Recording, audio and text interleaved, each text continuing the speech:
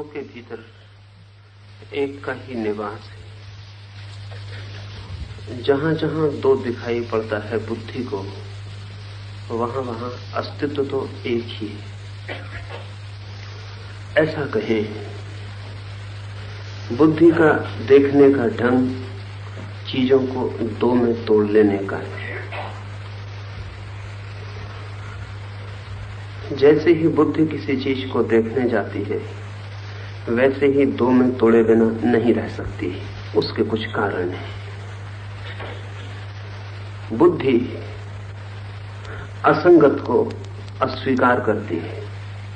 बुद्धि विपरीत को साथ नहीं रख पाती। बुद्धि विरोधी को तोड़ देती है।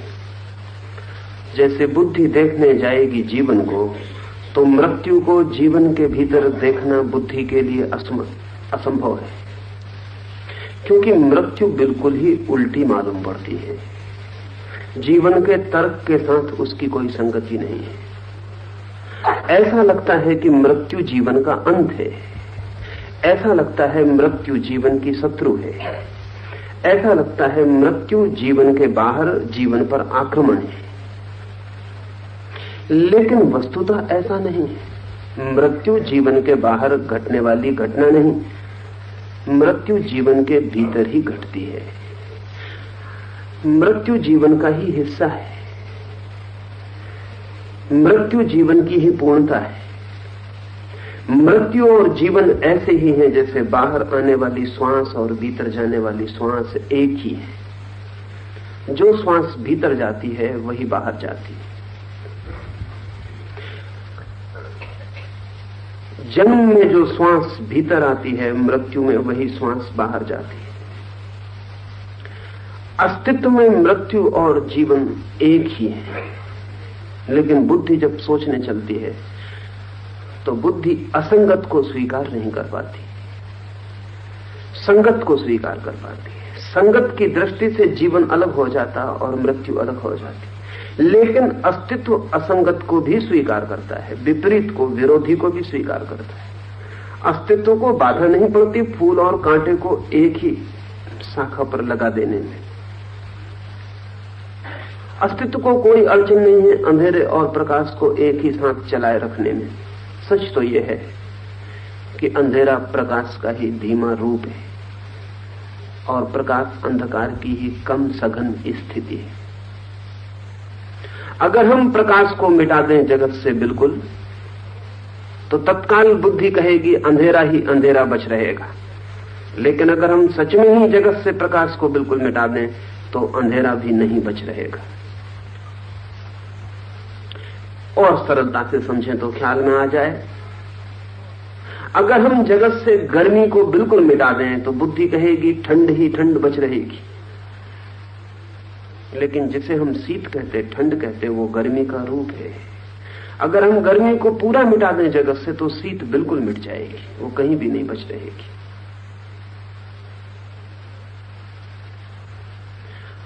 अगर हम मृत्यु को बिल्कुल मिटा सकें जगत से, तो जीवन समाप्त हो जाएगा। अस्तित्व विपरीत के साथ है। बुद्धि विपरीत को बाहर कर देती है। बुद्धि बहुत छोटी चीज है, अस्तित्व बहुत बड़ा। बुद्धि के समझ के बाहर पड़ता है ये कि विपरीत भी एक हो, कि जीवन और मृत्यु एक हो, कि प्रेम और घृणा एक हो, कि अंधेरा और प्रकाश एक हो, कि नरक और स्वर्ग एक हो। ये बुद्धि के समझ के बाहर है। कि दुख और सुख एक ही चीज के दो नाम हैं, ये बुद्धि कैसे समझ पाए? बुद्धि कहती है सुख अलग है, दुख अलग है। सुख को पाना है, दुख से बचना है। दुख को नहीं आने देना है, सुख को निमंत्रण देना है। लेकिन अस्तित्व कहता है जिसने बुलाया सुख को, उसने दुख को भी निमंत्रण दे दिया है। और जिसने बचना चाहा दुख से, उसे सुख को भी छोड़ना पड़ा है। अस्तित्व में विपरीत एक है। अल्लाह से कहता है, under these two aspects it is really the same. वो जो नाम के भीतर है और वो जो अनाम के भीतर है, इन दो पहलुओं में वो एक ही है। इतनी तीव्रता से अल्लाह ने कहा कि वो जो पथ है विचरण उस पर नहीं किया जा सकता, और वो जो सत्य है उसे कोई नाम नहीं दिया जा सकता। और अब लाओस से कहता है वो जो नाम के अंतर्गत है वो और वो जो अनाम के अंतर्गत है वो, वे दोनों एक ही है, रियली द सेम। यथार्थ में वस्तुतः वे दोनों एक ही। ये भी हमारी बुद्धि का ही द्वैत है कि हम कहें ये अनाम का जगत है और ये नाम का, कि हम कहें कि ये वस्तुओं का जगत है और वो अस्तित्व का, कि हम कहें कि ये व्यक्तियों का जगत है और वो अव्यक्ति का, कि हम कहें ये आकार का जगत है और वो निराकार का। लाओस से कहता है नहीं, वस्तुतः उन दोनों के भीतर भी वो एक ही है। जिसे हम नाम देते हैं उसके भीतर भी अनाम बैठा है, और जिसे हम अनाम कहते हैं उसे भी हमने नाम तो दे ही दिया है। इससे क्या भेद पड़ता है कि हम उसे अनाम कहते हैं, वी हैव नेम्ड इट, अनाम रख लिया है उसका नाम हमने। ये थोड़ा कठिन मालूम पड़ेगा क्योंकि लाओत्से ने बहुत जोर दिया शुरू में, ये दोनों बिल्कुल अलग हैं। नाम मत देना उसे, नाम दिया कि वो सत्य न रह जाएगा। बोलना मत उसे, बोले कि वो विकृत हो जाएगा। चलना मत उस पथ पर, क्योंकि वो अविकारी पथ चला नहीं जा सकता। और अब लाओस से घड़ी भर बाद ही कहता है कि उन दोनों के भीतर वस्तुतः एक ही। कठिन पड़ेगी बात समझनी, लेकिन ये और भी गहरी बात है। जो लाओत्से ने पहले कहा उससे भी गहरा है ये। नाम के भीतर भी वही है, आकार के भीतर भी वही है। मैं अपने मकान की खिड़की से झांक कर देखता हूं तो आकाश मुझे आकार में दिखाई पड़ता है, पर जिस आकाश को मैं खिड़की के भीतर से देखता हूं आकार में बंधा हुआ, जब बाहर जाऊंगा खिड़की द्वार के तो वही निराकार दिखाई पड़ेगा। उस समय मैं क्या कहूंगा, खिड़की से जो आकाश दिखा था वो दूसरा है। निश्चित ही भेद तो है, क्योंकि खिड़की से जब दिखा था तो आकार के चौकटे में जड़ा हुआ दिखा था, और अब जब देखता हूं तो कोई भी चौकटा, कोई भी आकार नहीं। निश्चित ही भेद तो है, लेकिन गहरे में भेद कहां है। खिड़की से इसे ही देखा था जो निराकार है, और अगर भूल थी तो आकाश की न थी, खिड़की की थी। और खिड़की आकाश को आकार कैसे दे सकेगी? खिड़की जैसी छोटी चीज अगर आकाश जैसे विराट तत्व को आकार देने में समर्थ हो जाए तो आकाश से ज्यादा शक्तिशाली हो जाती। तो जिसे बुद्धि ने नाम देकर जाना है वो भी वही है जिसे बुद्धिमानों ने बुद्धि के पार जाके अनाम जाना है। और लाओस से कहता है चल के वहां तक न पहुंच सकोगे, रुक कर पहुंचोगे। हालांकि रुककर आदमी वहीं पहुंचता है जहां चलता हुआ दौड़ता रहता है। उन दोनों में भेद नहीं, उन दोनों में अंतर नहीं। द्वैत को बड़ी गहरी चोट इस छोटे से वचन में लाओत्से ने की है, आखिरी चोट, जिसमें विपरीत को समाहित करने की कोशिश की है। और इसे एक बार की बहुत साफ ख्याल में आ जाना चाहिए कि सारे द्वैत बुद्धि निर्मित है, अस्तित्व उनसे अपरिचित है। अस्तित्व ने द्वैत को कभी जाना नहीं, डुअलिज्म को कभी जाना नहीं।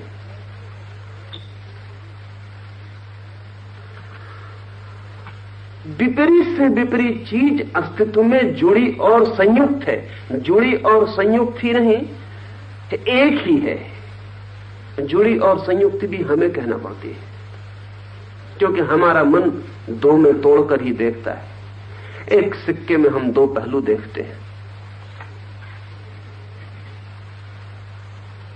और साफ ही दो पहलू होते हैं। फिर भी क्या हम कह सकते हैं कि एक पहलू को दूसरे से अलग किया जा सकेगा? क्या हम सिक्के के एक पहलू को बचा के दूसरे को फेंक सकते हैं? हम कुछ भी करें, सिक्के में दो पहलू ही रहेंगे, और हम एक को न बचा सकेंगे और एक को हम न हटा सकेंगे। जिसे हम दूसरा पहलू कहते हैं वो वही सिक्का है। फिर भी मजे की बात है कि हम एक छोटे से सिक्के के दोनों पहलू भी एक साथ देख नहीं सकते। सिक्का बड़ी चीज नहीं है, उसे हम हाथ पर रख के देख लें, पर जब भी हम सिक्के को देखते हैं हमारी आंखें एक ही पहलू को देख पाती हैं, दूसरा पहलू तो सिर्फ कल्पना में होता है कि होगा। उल्टा कर जब देखते हैं तब दूसरा देखते हैं, तब पहला छिप जाता है।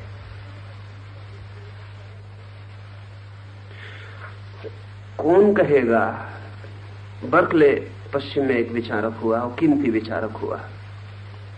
वो कहा करता था कि जब आप कमरे के बाहर जाते हैं तो कमरे की चीजें शून्य में विलीन हो जाती हैं। आप जब कमरे के भीतर आते हैं तब वे फिर पुनः प्रकट हो जाती हैं, लेकिन जब कमरे में कोई नहीं रहता तो कमरे में कोई वस्तु नहीं रह जाती।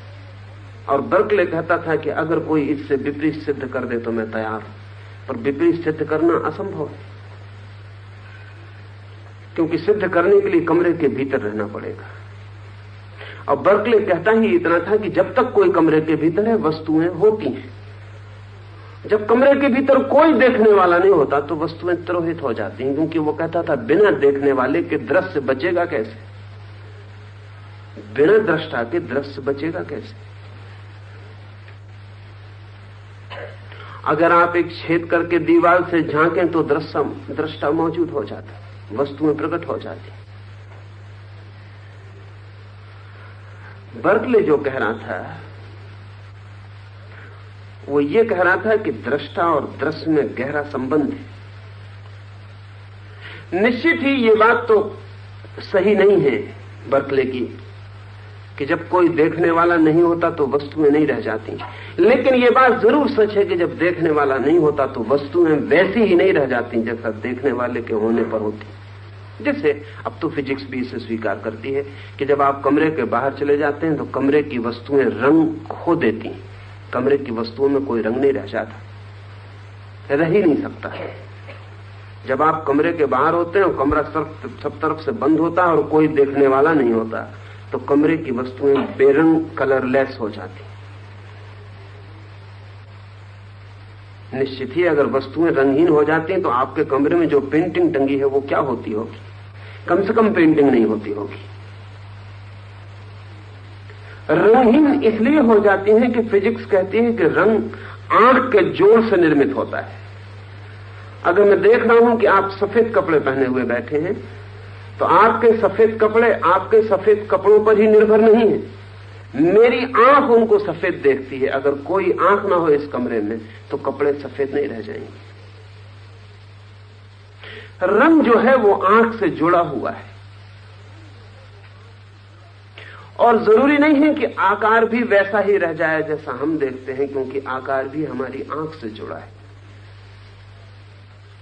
अगर वस्तु रह भी जाती होगी कमरे के भीतर जब हम बाहर हो जाते हैं तो ठीक वैसी नहीं रह जाती है जैसी हम थे तब थी, और जैसी रह जाती है उसे हम कभी ना जान पाएंगे, क्योंकि जब भी हम आएंगे तब वो वैसी ना रह जाएगी। इसलिए इमैनुअल कांट एक जर्मन चिंतक कहा करता था कि वस्तु जैसी अपने आप में है, थिंग इन इटसेल्फ, उसे कभी नहीं जाना जा सकता। जब भी हम जानेंगे तो हम उसे ऐसा जानेंगे जैसा हम जान सकते हैं।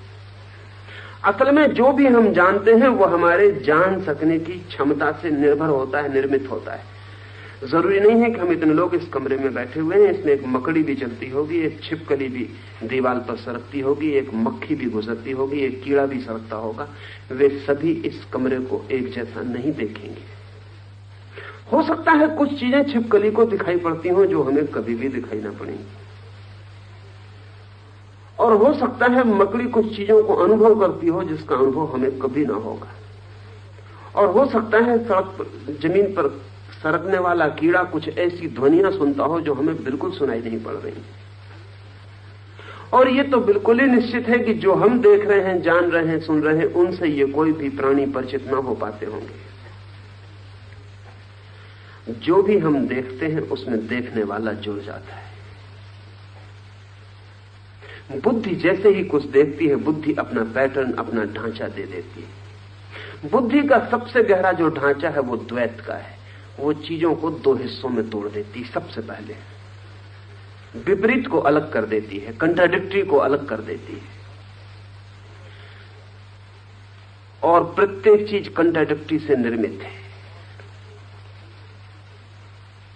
मैं कहता हूं कि मैं क्रोध नहीं करता, सिर्फ क्षमा करता हूं, लेकिन बिना क्रोध के कोई क्षमा नहीं होती, या हो सकती। अगर आप क्रोधित नहीं हुए हैं तो क्षमा कर सकेंगे? क्षमा करने के लिए पहले क्रोधित हो जाना बिल्कुल जरूरी है। क्षमा क्रोध के पीछे ही आती है, क्रोध का ही हिस्सा होकर आती है। क्रोध के बिना क्षमा संभव नहीं है, पर हम क्रोध और क्षमा को अलग करके देखते हैं।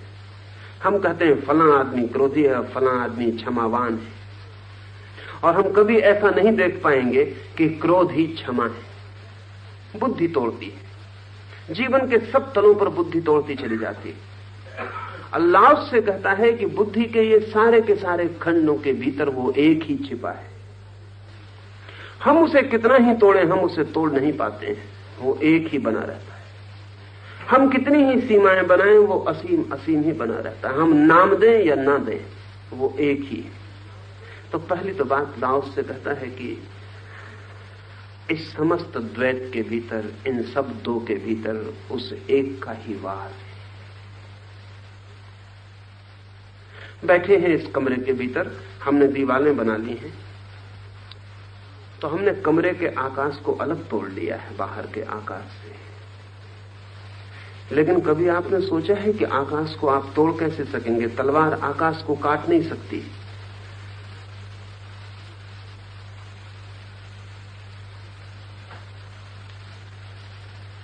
दीवाल आकाश को काट नहीं सकती, क्योंकि दीवाल को ही आकाश में ही होना पड़ता है, और आकाश दीवाल के पोर पोर में समाया हुआ है। तो जो बाहर का आकाश है और जो भीतर का आकाश है, वो जो हमारा विभाजन है, वो विभाजन वस्तुतः कहीं नहीं है, पर हमारे काम चलाने के लिए पर्याप्त है। बाहर के आकाश में सोना मुश्किल हो जाएगा, दीवार के भीतर के आकाश में हम सुविधा से सो जाते हैं। निश्चित ही भेद तो है, बाहर के आकाश में पानी बरस रहा है, भीतर के आकाश में हम पानी से निश्चिंत बैठे हैं।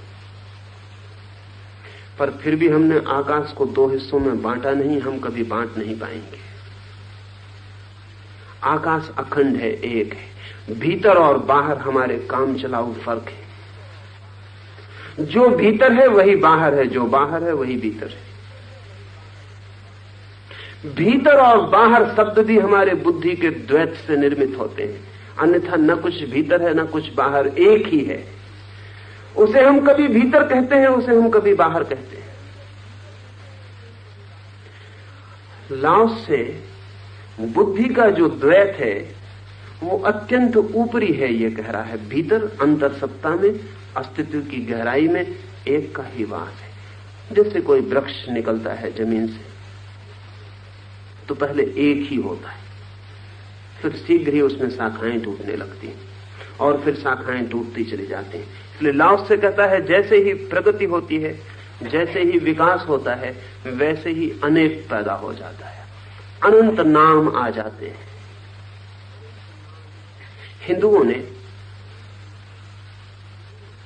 जीवन को एक वृक्ष के रूप में कोई 5000 साल पहले से सोचा है, और मोक्ष को एक उल्टे वृक्ष के रूप में सोचा है। संसार ऐसा वृक्ष है जो एक से पैदा होता और अनेक हो जाता। एक वृक्ष की शाखा उठनी शुरू होती, पीड़ उसे हम कहते, और फिर अनेक शाखाएं हो जाती, और फिर प्रत्येक शाखा अनेक शाखा बन जाती, और फिर प्रत्येक अनेक शाखा भी अनेक पत्तों में फैल जाती।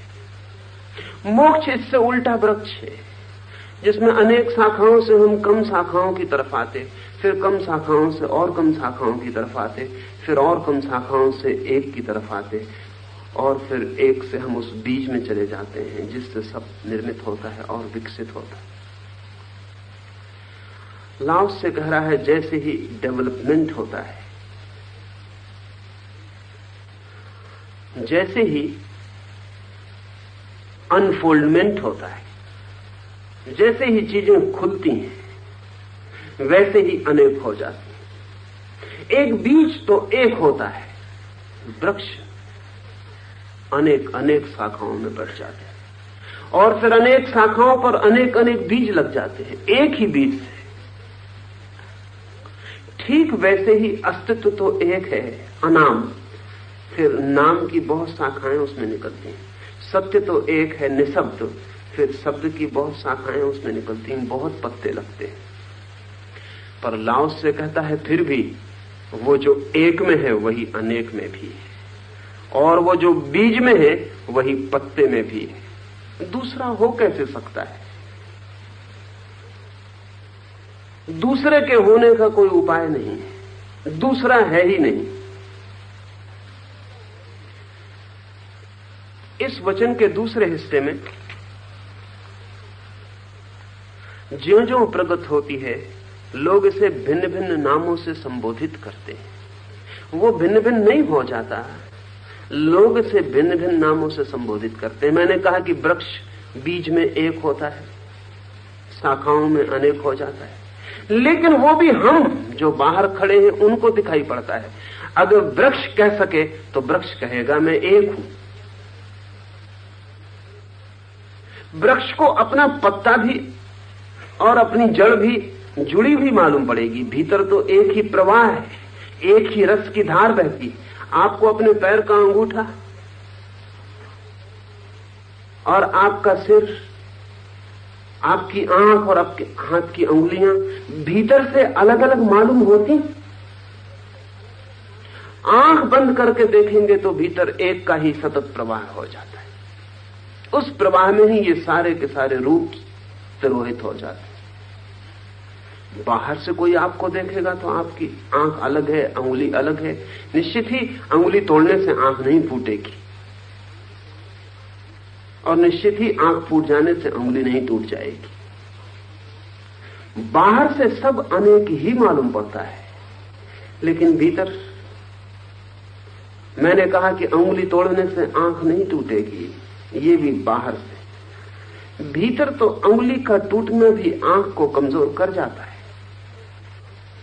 भीतर तो आंख का भी फूटना अंगुली को भी अंधा कर जाता है। भीतर तो एक ही है प्रवाह है। भीतर तो जरा भी भेद नहीं है। और अगर हम शरीर शास्त्री से पूछें तो वो भी यही कहता है। बहुत अनूठी बात शरीर शास्त्री कहता है। नवीन से नवीन खोजें कुछ बड़े पुराने रहस्यों को पुनर्स्थापित करती हैं। शरीर शास्त्री कहता है कि आंख जिन सेल से बनी है उन्हीं सेल से पैर का अंगूठा भी बना है। उनमें जरा भी भेद नहीं। अगर भेद है कुछ तो वो सिर्फ उन सेल्स ने स्पेशलाइजेशन कर लिया। सारे शरीर के कोष्ठ एक जैसे हैं, लेकिन शरीर के कुछ कोष्ठों ने विशेषज्ञता प्राप्त कर ली है देखने के लिए, और कुछ कोषों ने विशेषज्ञता प्राप्त कर ली है सुनने के लिए, और कुछ कोषों ने विशेषज्ञता प्राप्त कर ली है स्पर्श करने के लिए। लेकिन वे सब कोष एक जैसे हैं।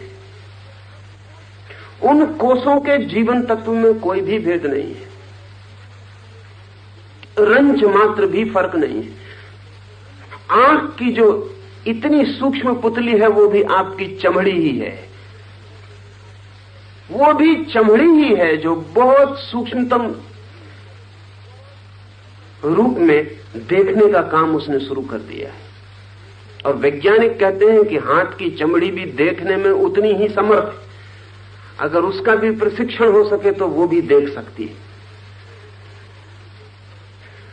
क्योंकि दोनों को निर्मित करने वाला जो कोष्ठ है वो एक जैसा है, उसमें कोई फर्क नहीं है। जब बच्चा मां के पेट में आता है तो ना तो आंख होती है, न कान होते हैं, न नाक होती है, न हाथ न पैर होते। जब पहले दिन बीजारोपण होता है तो कुछ भी नहीं होता है, सिर्फ सेल होता है खाली। फिर उसी सेल से सेल पैदा होते हैं, और वे सारे सेल जिस सेल से पैदा होते हैं उससे भिन्न नहीं हो सकते, वही होते हैं।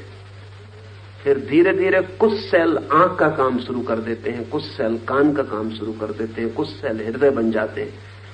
एक ही तरह के सेल फैलते चले जाते हैं और शरीर में सारा का सारा भेद निर्मित हो जाता बीज एक होता है, शाखाएं अलग अलग मालूम पड़ने लगती हैं। रसधार एक होती है, जीवनधार एक होती है, पर प्रत्येक चीज अलग दिखाई पड़ने लगती। अनफोल्डमेंट पर जब चीजें खुलती हैं, मां के पेट में जो सेल पहले दिन निर्मित हुआ है वो बंद है, वो अभी खुलेगा, उघड़ेगा, अपने पर्दे तोड़ेगा, फैलेगा। फैलेगा तो बहुत जरूरतें होंगी, प्रत्येक जरूरत के अनुसार बहुत से हिस्से उसके अलग अलग काम करना शुरू कर देंगे। और जब ये सब अलग अलग काम करना शुरू कर देंगे तो इनके अलग अलग नाम होंगे। इसे हम एक उदाहरण समझ सकते हैं। हिंदू सदा कहते रहे हैं कि ये जगत भी इसी तरह एक छोटे से अंडे से निर्मित होता है, जैसे व्यक्ति। और इस जगत का भी सब कुछ जीवनधार एक ही है। फिर सब चीजें अलग होती हैं, जैसे खुलती जाती हैं, फैलती चली जाती हैं। अल्लाह से भी वही कह रहा है। वो कह रहा है लोग भिन्न भिन्न नामों से पुकारने लगते हैं। उपनिषदों ने कहा है सत्य तो एक है, पर जानने वाले उसे अनेक तरह से जानते हैं। रहस्य तो एक है, लेकिन बुद्धिमानों ने उसे अलग अलग नामों से पुकारा है। नाम ही अलग अलग हो पाते हैं, पर नाम के कारण हमारे मन में ऐसी भ्रांति बननी शुरू होती है कि चीजें अलग अलग हैं। तब गलती हो जाती है, तब भ्रांति हो जाती है। वो भ्रांति टूट जाए तो अद्वैत का स्मरण हमें हो सकता है। और लाओस से कहता है कि जिसे ऐसे अद्वैत का स्मरण हो वही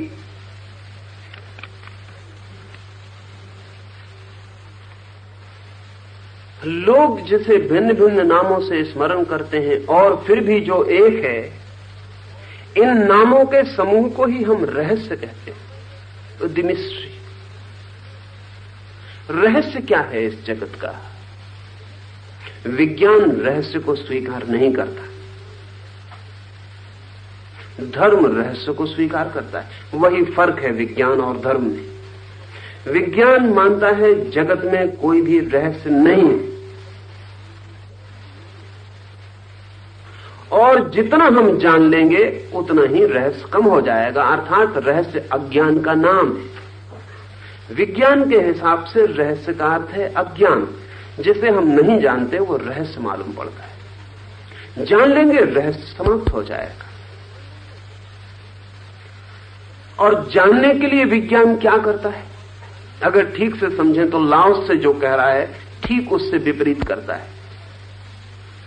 विज्ञान करता क्या है? विज्ञान चीजों को नाम देते चला जाता है,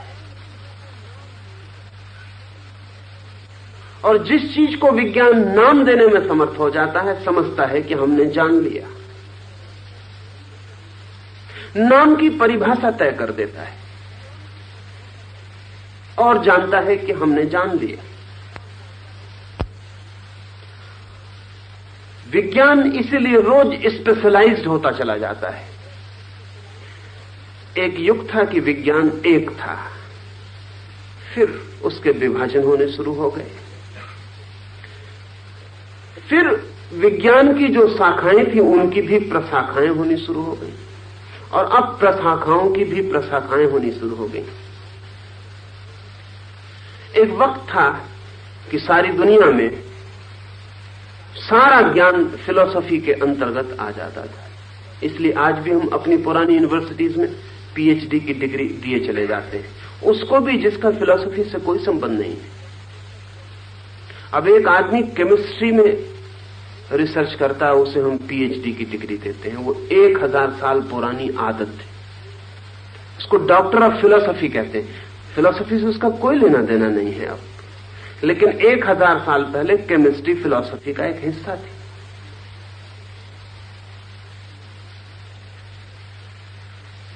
अरस्तू ने किताब लिखी है आज से 2000 साल पहले, तो उसकी किताब के एक एक अध्याय का जो नाम था आज एक एक विज्ञान का नाम है। और बहुत मजेदार मजाक की घटना घटी है। उसने फिजिक्स का जो चैप्टर लिखा था, उसके बाद का जो चैप्टर था वो धर्म का था, और इसलिए पश्चिम में यूनान धर्म को मेटाफिजिक्स कहने लगा। मेटाफिजिक्स का इतना ही मतलब होता है फिजिक्स के बाद वाला चैप्टर। फिजिक्स के आगे जो अध्याय आता है उसका नाम मेटाफिजिक्स था।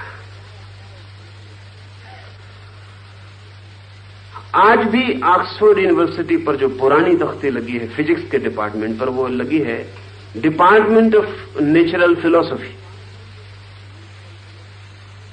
1000 साल पहले फिजिक्स नेचुरल फिलॉसफी थी। फिर विभाजन हुआ और विज्ञान तो विभाजित होगा, क्योंकि जितना ज्यादा हमें जानना हो, जितना व्यवस्थित जानना हो, उतना संकीर्ण करना पड़ेगा खोज को, उतना नैरो डाउन करना पड़ेगा। जितना ज्यादा जानना हो किसी चीज के संबंध में, उतनी कम चीज जानने के लिए चुननी पड़ेगी। इसलिए विज्ञान की परिभाषा है ज्यादा से ज्यादा जानने की कोशिश कम से कम के संबंध में। तो जब हम कम करेंगे तो चीजें टूटती चली जाएंगी। अब तो फिजिक्स भी अकेली नहीं है, अब तो फिजिक्स को भी हमने हिस्सों में तोड़ देना पड़ा। अब तो केमिस्ट्री भी एक विज्ञान नहीं है, अब तो ऑर्गेनिक केमिस्ट्री अलग होगी, इनऑर्गेनिक अलग होगी, और रोज टूटते जाएंगे हिस्से। विज्ञान धीरे धीरे पत्तों पे पहुंच जाता है और रहस्य से दूर होता चला जाता है। लाओस से कहता है नाम और अनाम के दोनों के बीच में जो एक होना है उसी का नाम मिस्ट्री, उसी का नाम रहस्य। असल में जो अद्वैत की तरफ जाएगा वो रहस्य की तरफ जाएगा, और जो अनेक की तरफ जाएगा वो रहस्य की तरफ नहीं जाएगा। इसलिए विज्ञान धीरे धीरे रहस्य को तोड़ता चला जाता है। वो सोचता है कोई रहस्य नहीं है, सब रहस्य हम जान लेंगे, और फिर भी रहस्य अपनी जगह ही खड़ा रहेगा। विज्ञान का जानने का ढंग ऐसा है कि वो रहस्य से वंचित हो जाएगा। और इसलिए विज्ञान जितना विकसित हुआ, आदमी का रहस्य भाव उतना कम हुआ। धर्म को जो नुकसान पहुंचे हैं उनमें गहरे से गहरा नुकसान है रहस्य भाव के कम होने से। कोई रहस्य नहीं मालूम पड़ता, सब चीजें ज्ञात हैं। एक फूल आप देखते हैं, कोई कहता है सुंदर है, आप कहते हैं विकार की बात कर रहे हैं। इसमें कौन सा सौंदर्य? फला फला रंग है, फला फला तत्वों से मिलकर बना है। जाएं और वैज्ञानिक से विश्लेषण करवा लें, वो सब निकाल के बता देगा कि क्या क्या है, और सौंदर्य इसमें कहीं भी नहीं है। जैसे ही हम चीजों के सारे तथ्यों को जान लेते हैं और नाम दे देते हैं, वैसे ही वो जो सबके भीतर छिपा हुआ अद्वैत था वो लुप्त हो जाता है, वो खो जाता है। उसके खोने के साथ ही रहस्य विसर्जित हो जाता है। लाओस से कहता है अनेक जिसे हमने नाम दिए हैं फिर भी जो एक है उसे ही हम रहस्य कहते हैं। अनेक होकर भी जो एक ही बना रहता है उसे ही हम रहस्य कहते हैं। भिन्न भिन्न दिखाई पड़ के भी जो अभिन्न ही बना रहता है उसे ही हम रहस्य कहते हैं। द्वैत में बटा हुआ दिखाई पड़ता है फिर भी बटता नहीं, अनबटा है, अनडिवाइडेड है, उसे ही हम रहस्य कहते हैं। रहस्य का मतलब समझ लें। रहस्य का मतलब होता है जिसे हम जान भी लेते हैं और फिर भी नहीं जान पाते। धर्म की भाषा में रहस्य का अर्थ होता है जिसे हम जान भी लेते हैं और फिर भी नहीं जान पाते, जिसे हम पहचान भी लेते हैं और फिर भी जो अनपहचाना रह जाता है। इसे उदाहरण से समझें तो शायद ख्याल में आ जाए। आप किसी व्यक्ति को प्रेम करते हैं और 50 साल उसके साथ रहे, क्या आप उसे जान पाए? परिचित तो भली भांति हो गए होंगे। 50 साल में अगर परिचित नहीं हो पाए तो फिर कब परिचित हो पाएंगे? परिचित भली भांति हो गए, सब कुछ जानते हुए मालूम पड़ते हैं, और फिर भी क्या आप साहस से कह सकेंगे कि आप उसे जान पाए?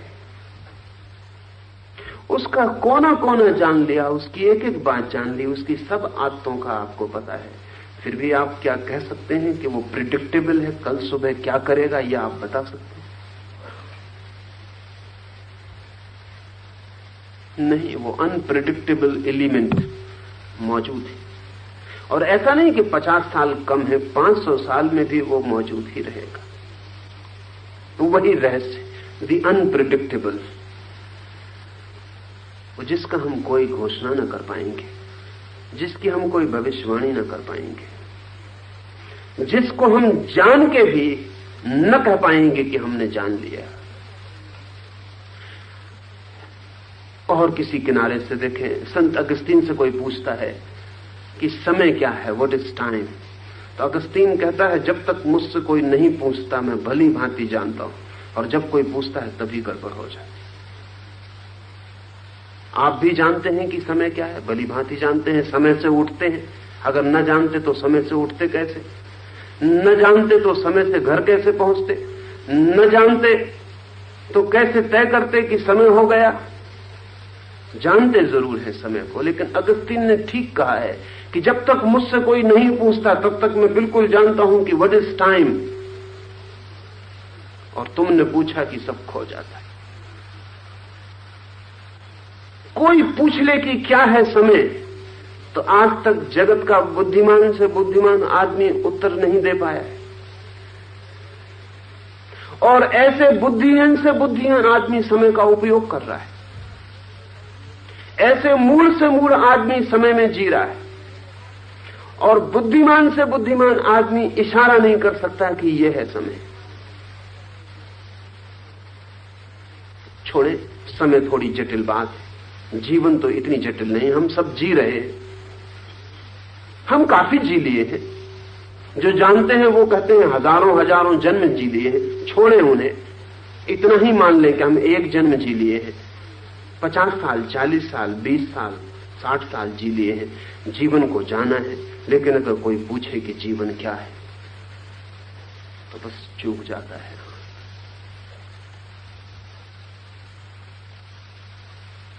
क्या हो जाता है, जीवन क्या है जब जी लिए हैं तो बताना चाहिए। अल्लाह उससे कहता है इसे हम रहस्य कहते हैं। जान भी लेते हैं फिर भी अनजाना रह जाता है। सब जान लेते हैं फिर भी पाते हैं कि सब अनजाना रह गया।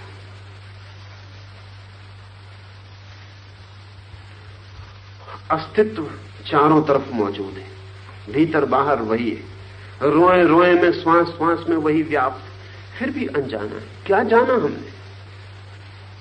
ये लहरें समुद्र की लाखों साल से आकर इस तट पर तकड़ा के गिर रही होंगी।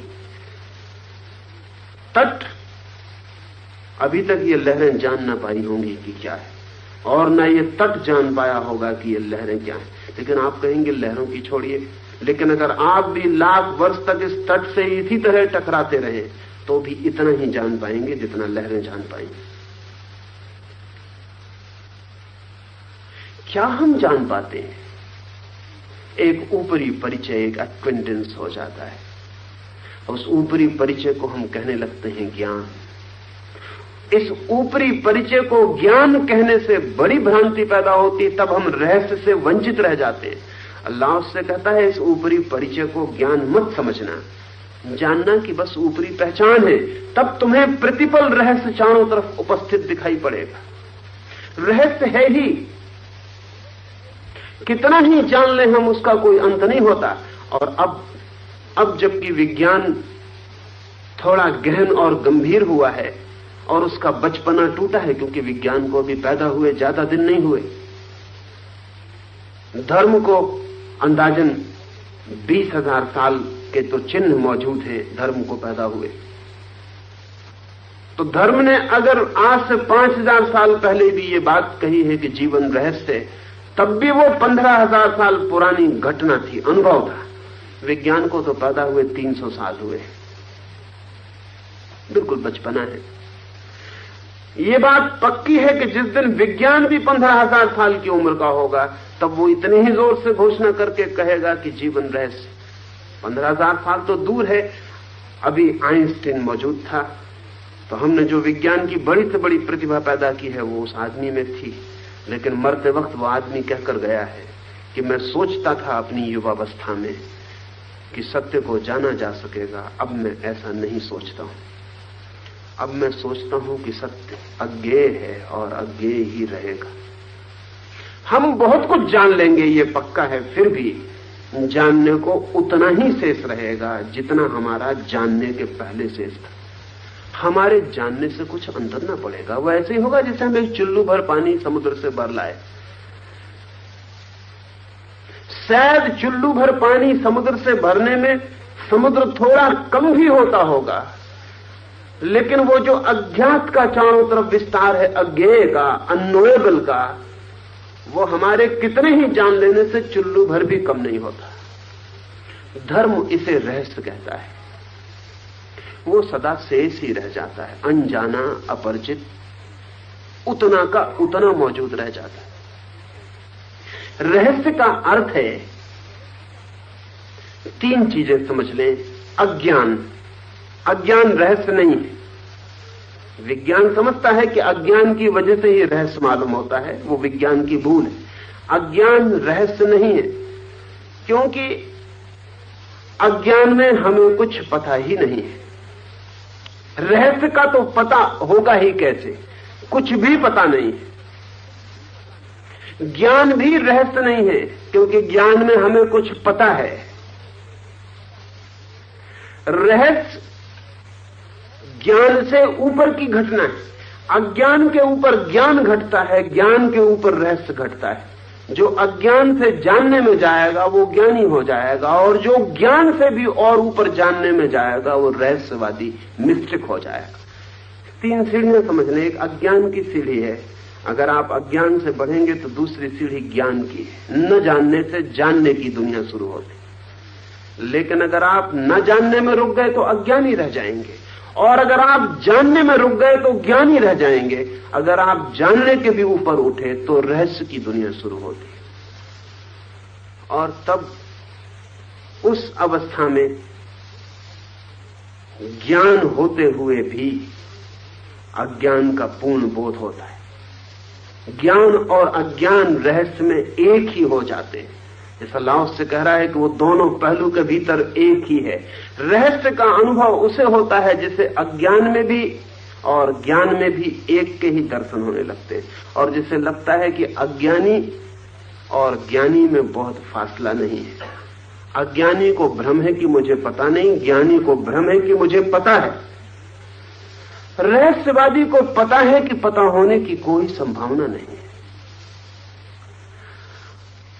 नहीं, रहस्यवादी ये नहीं कहता कि जानो मत, वो कहता है जानो, खूब जानो, लेकिन इतना गहरा जानो कि तुम जानने के भी पार निकल जाओ। वो जानना तुम्हारा बंधन और तुम्हारी सीमा न बन जाए।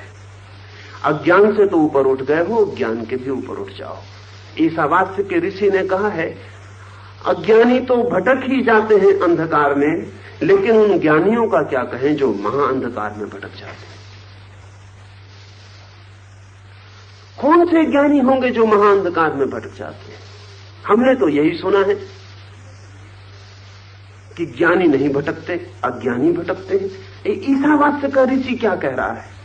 जरूर इसे वही बात पता है जो लाओसे को पता है। ये कह रहा है कि अज्ञानी तो भटकते हैं इस कारण कि उन्हें पता नहीं है, अज्ञानी इसलिए भटक जाते हैं कि वो सोचते हैं कि उन्हें पता है। और ध्यान रहे, ऋषि कहता है अज्ञानी तो अंधकार में भटकते, ज्ञानी महाअंधकार में भटक जाते।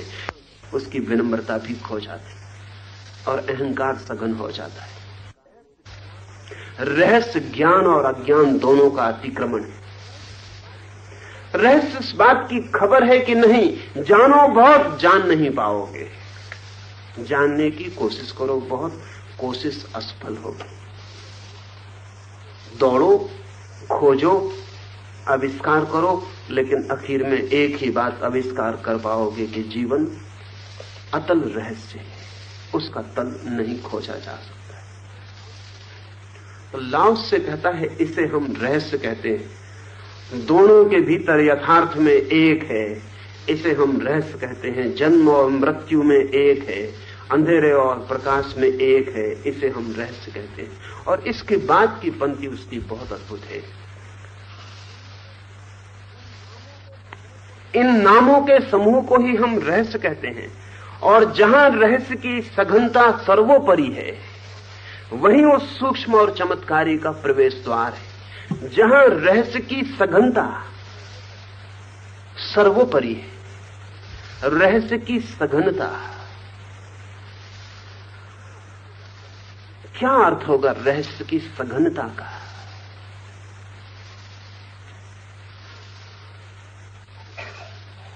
पीछे लौट के चलना पड़े।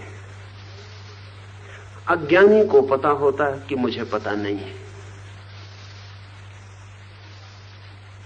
अहंकार सूक्ष्म होता है, निर्बल होता है क्योंकि इतना तो उसे भी ख्याल है कि मुझे पता नहीं। ज्ञानी को पता होता है कि मुझे पता है, मैं और मजबूत हो गया होता है, सघन हो गया होता है। अज्ञानी के मन में थोड़ा बहुत रहस्य का भाव भी होता है। अज्ञान के कारण उसे बहुत वंडर्स दिखाई पड़ते हैं, चारों तरफ विचित्रताएं दिखाई पड़ती हैं, क्योंकि वो कुछ नहीं समझ पाता है। आकाश में बिजली चमकती है तो वो सोचता है शायद इंद्र नाराज है। वर्षा होती है तो सोचता है शायद देवता प्रसन्न। फसल आती है तो सोचता है पुण्य का फल है, फसल नहीं आती, भूकंप आ जाता है तो सोचता है पापों का परिणाम है। वो अपने कुछ हिसाब लगाए चला जाता है, पर रहस्य होता है। अज्ञान निर्भर होता है, मैं होता है कम सघन, रहस्य की प्रतीति थोड़ी होती है, लेकिन रहस्य को भी अज्ञान शीघ्रता से कुछ न कुछ व्याख्याओं में परिवर्तित कर लेता है। बिजली इंद्र बन जाती है, वर्षा पाप पुण्य का फल बन जाती है, सुख दुख न्याय कर्म के सिद्धांत बन जाते हैं। कुछ न कुछ व्याख्या निर्मित कर लेता है अज्ञानी भी। जिस मात्रा में व्याख्या कर लेता है उसी मात्रा में अहंकार मजबूत हो जाता है। ज्ञानी जानता है तथ्यों को, जितना जानता है उतना मजबूती से मैं मजबूत होता है, और जितनी मजबूती से मैं मजबूत होता है उतना ही रहस्य का भाव विरल हो जाता है। सघन नहीं, विरल हो जाता है। रहस्य के भाव की सघनता विलीन हो जाती है। तीसरे चरण में जहां ज्ञानी न ज्ञानी रह जाता न अज्ञानी, जानता है और फिर भी जानता है कि नहीं जानता हूं, वहां मैं बिल्कुल खो जाता है। और जहां खोता है मैं, वहां रहस्य सघन होता है। ये दो चीजें, मैं और रहस्य। अगर मैं बहुत सघन होगा तो रहस्य विरल होगा, अगर मैं विरल होगा तो रहस्य सघन होगा। अगर मैं पूरी तरह से मजबूत हो जाए तो रहस्य बिल्कुल समाप्त हो जाएगा, और अगर मैं बिल्कुल शून्य हो जाए तो रहस्य परिपूर्ण रूप से सघन और तीव्र हो जाएगा। मैं के केंद्र का ही मात्रा पर तय करेगा कि रहस्य कितना सघन है। इसलिए समस्त रहस्यवादी कहते हैं मैं को विसर्जित करो, मैं को खो दो, तब तुम्हें जीवन का रहस्य पता चलेगा। ये मैं क्यों बाधा देता है? ये मैं अंधा कर देता है, रहस्य को नहीं देखने देता। रहस्य का मतलब ही ये है कि मेरा कोई वश न चलेगा, मैं जान ना पाऊंगा, मेरी कोई सामर्थ्य नहीं है, मैं असहाय हूं, तभी रहस्य का बोध होगा। इसलिए छोटे बच्चे जितने रहस्य से घिरे रहते हैं, बूढ़े नहीं घिरे रहते। छोटे बच्चे रहस्य के जगत में जीते। क्यों? अभी मैं उतना सघन नहीं है। अभी तितली उड़ती है तो ऐसा लगता है कि परम स्वप्न पूरा हुआ। अभी फूल खिलता है तो ऐसा लगता है कि अनंत के द्वार खोले। अभी सूरज निकलता है तो ऐसा लगता है कि बस परम प्रकाश का दर्शन हुआ। अभी सागर की लहर टकराती है तो हृदय में आनंद की पुलक नाच जाती है। अभी राह के किनारे पड़े हुए कंकड़ पत्थर रंगीन भी बच्चे उठा लाता है तो उनमें हीरे और मोती उसे दिखाई पड़ते। अभी मैं बहुत सघन नहीं है, अभी चारों तरफ रहस्य का दर्शन होता है। तो बच्चे का तो पूरा समय एक काव्य में बीतता है, एक कविता में। इसलिए छोटे बच्चे सपने में और जागने में फर्क नहीं कर पाते। छोटा बच्चा सुबह उठ के रात सपने में खो गई गुड़िया के लिए सुबह रो सकता है, चिल्ला सकता है कि गुड़िया टूट गई कहां। और हम उसे कितना ही समझाएं कि वो सपना था, हम न समझा पाते हैं। उसका कारण है कि अभी सपने में और जागने में कोई बहुत सी स्पष्ट भेद रेखा नहीं है। अभी वो दिन में भी सपने देखता है। अभी रात और दिन में बहुत फासला नहीं है, पलक खुलने और बंद होने का ही फासला है। भीतर अभी बहुत तरल है, अभी रहस्य का भाव बहुत मजबूत है। फिर जैसे जैसे मैं मजबूत होगा वैसे वैसे रहस्य विलीन होता जाएगा। जितना बच्चा शिक्षित होगा, सर्टिफिकेट लाएगा, जितना बड़ा होगा, जितना अपने पैरों पर खड़ा होगा, जितनी योग्यता अर्जित करेगा, उतना मैं धीरे धीरे साफ होगा, निखरेगा, उतना रहस्य गिरता चला जाएगा। लेकिन बच्चे का जो रहस्य है वो अज्ञान से संबंधित रहस्य है। संत का जो रहस्य है वो ज्ञान के बाद का रहस्य। ज्ञान के पहले भी एक रहस्य है, वो अज्ञान का है। ज्ञान के बाद भी एक रहस्य है, वो अज्ञान का नहीं। यही फर्क है कवि में और ऋषि में। कवि भी रहस्य में जीता है लेकिन अज्ञान से भरे, और ऋषि भी काव्य में जीता है लेकिन ज्ञान के पार जो काव्य है। ऋषि का अर्थ कवि ही होता है, लेकिन ऐसा कवि जिसके पास आंखें, जिसने देखा।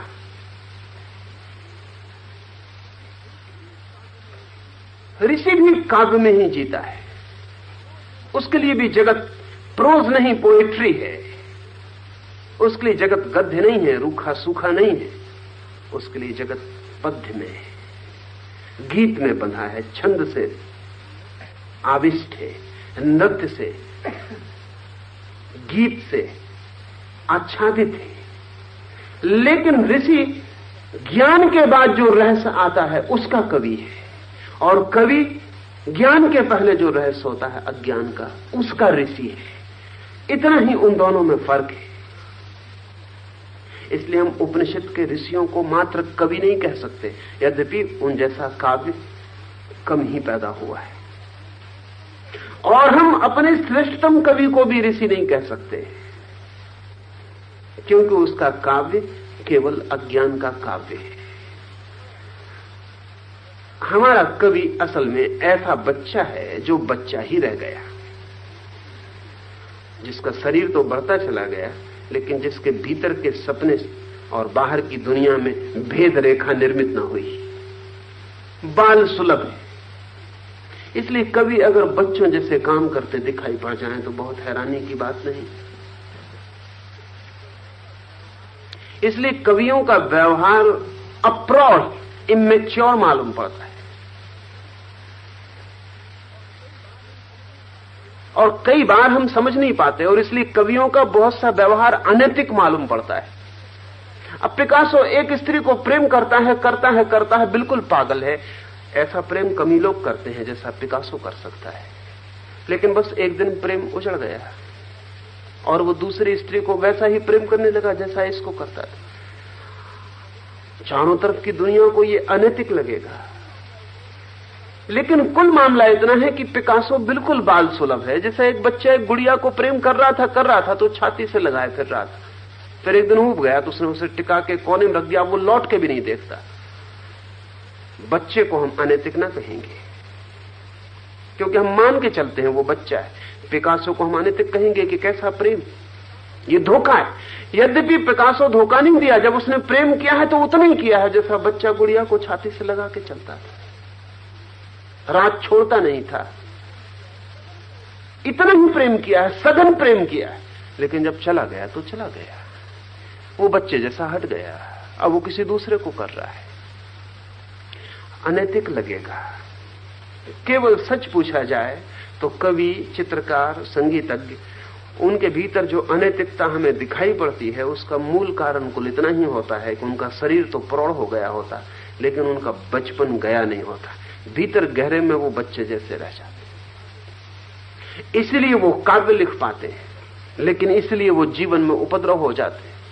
इसलिए वो सुंदर चित्र बना पाते हैं, लेकिन जीवन उनका कुरूप हो जाता है। इसलिए वो गीत अच्छा गा पाते हैं, लेकिन जीवन के संबंध में उन जैसा अनगढ़ कोई भी नहीं होता। ऋषि बहुत और बात है, वो फिर से पाया गया बचपन है, चाइल्डहुड रिगेन्ड। बचपन नहीं है वो समस्त प्रौढ़ता और समस्त ज्ञान के बाद पाई गई फिर से सरलता है, फिर से इनोसेंस, फिर से वही निर्दोष भाव है। इसलिए संत में भी बच्चों जैसे भाव दिखाई पड़ सकते हैं, लेकिन संत में कवि जैसी अनैतिकता नहीं दिखाई पड़ सकती। संत में बच्चे जैसी सरलता और निर्दोषता दिखाई पड़ेगी, लेकिन कवि जैसी उच्छृंखलता नहीं दिखाई पड़ सकती। उसकी निर्दोषता में भी, उसकी परम स्वतंत्रता में भी एक व्यवस्था और एक नियम और एक अनुशासन होगा। उसकी स्वच्छंदता में भी एक आत्मानुशासन होगा। उसके सारे बच्चे जैसे व्यवहार के भीतर भी परम अनुभव की धारा होगी, और फिर भी वो ज्ञान और अनुभव के बाहर गया, फिर भी वो ज्ञान से भी ऊपर उठा है। तो लाओस से कहता है रहस्य कहते हैं हम इसे, और इस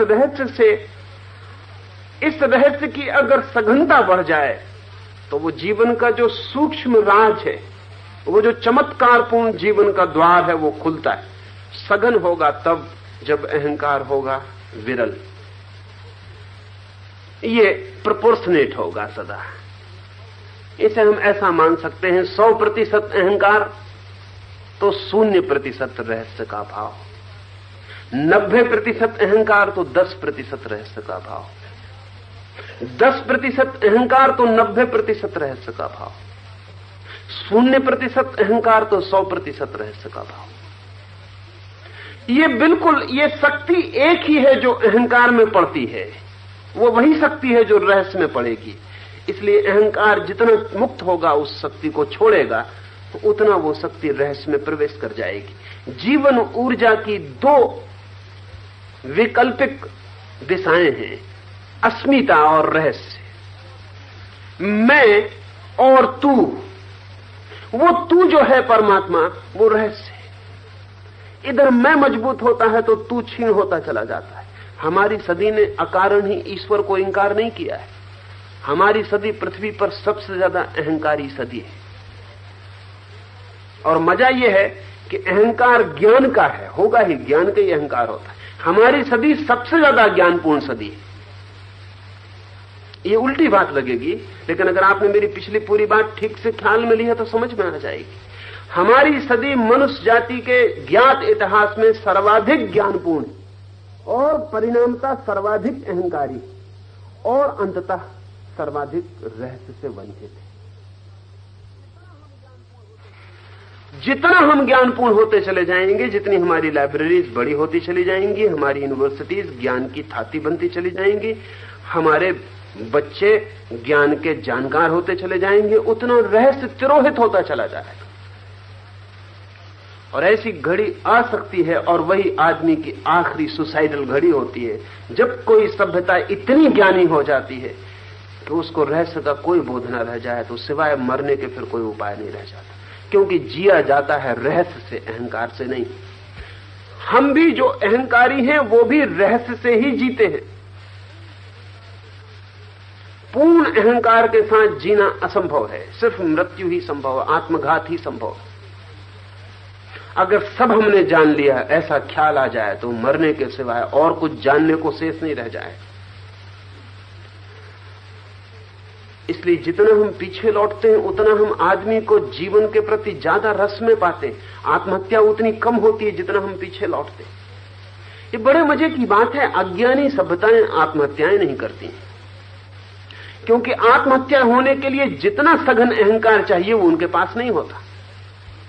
मरने के लिए बहुत प्रगाढ़ मैं चाहिए, इतना मजबूत मैं चाहिए कि जीवन के समस्त रहस्य को इंकार करके हत्या में उतर जाए। स्वयं को समाप्त करने के लिए बड़ी मजबूत अस्मिता चाहिए, स्वयं की गर्दन काटने के लिए बहुत सघन अहंकार चाहिए। इसलिए जितनी पुरानी सभ्यता अज्ञानी, आदिम, उतनी आत्महत्या नहीं। आदिवासी आत्महत्या को जानते ही नहीं, अपरिचित और सोच ही नहीं पाते। ऐसी बहुत सी भाषाएं हैं आज भी पृथ्वी पर जिनमें आत्महत्या के लिए कोई शब्द नहीं। क्योंकि उन्होंने कभी सोचे नहीं कि कोई अपने को किस लिए मारेगा।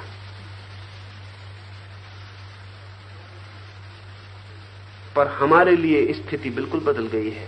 अल्बर्ट कामू ने अपनी एक किताब का प्रारंभ किया है और कहा है, the only philosophical problem is suicide. एकमात्र दार्शनिक समस्या है और वो है आत्मघात। कोई आदमी एक दर्शन ग्रंथ की शुरुआत ऐसी करेगा, और अल्बर्ट कामू समझदार लोगों में एक था आज के युग के। नहीं, ईश्वर की चर्चा नहीं की है कामू ने अपनी किताब में कि दर्शन की समस्या ईश्वर है।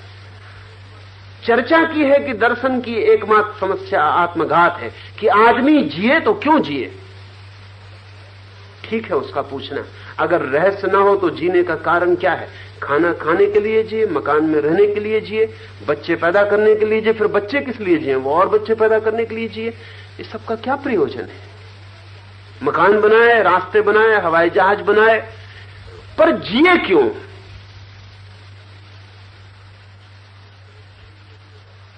अगर आप कहें प्रेम के लिए तो आप रहस्य की दुनिया में उतरे। कामू कहेगा प्रेम कहां है? सब जगह खोजा, सिवाय काम वासना के कुछ नहीं पाया। प्रेम तो रहस्य, काम वासना तथ्य है। पकड़ने जाएंगे तो काम वासना पकड़ में आएगी, प्रेम पकड़ में नहीं आएगा। कोई कहे आनंद के लिए, आनंद तो रहस्य है। तथ्य तो तथाकथित सुख दुख है, और सब सुख के पीछे दुख छिपा है। तो कामू कहेगा किस लिए जीना है? और ठीक है, एक सुख एक बार देख लिया। नसरुद्दीन एक होटल में बैठा हुआ है, कोई आदमी उससे आके पूछता है। कोई आदमी बैठ के बातचीत करने लगा है, गांव के समाचार पूछता है, अजनबी है, परदेसी है। नसरुद्दीन उससे कहता है कि आप ताश तो नहीं खेलते हैं, अन्यथा हम ताश खेलें। वो आदमी कहता है एक बार खेल कर देखा, फिर बेकार पाया। नसरुद्दीन कहता है आप शतरंज में तो शौक नहीं रखते हैं, अन्यथा मैं शतरंज बुला लूं। वो आदमी कहता है एक दफा शतरंज भी खेली थी, नहीं कुछ सार ना पाया। नसरुद्दीन कहता है फिर आपके लिए मैं क्या इंतजाम करूं?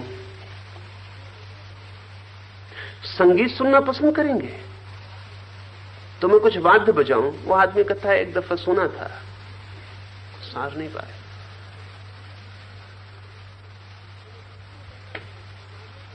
तो नसरुद्दीन कहता है हम मछली मारने के शौकीन हैं, तो चले हम, मौसम अच्छा है, बाहर मछलियां मारे।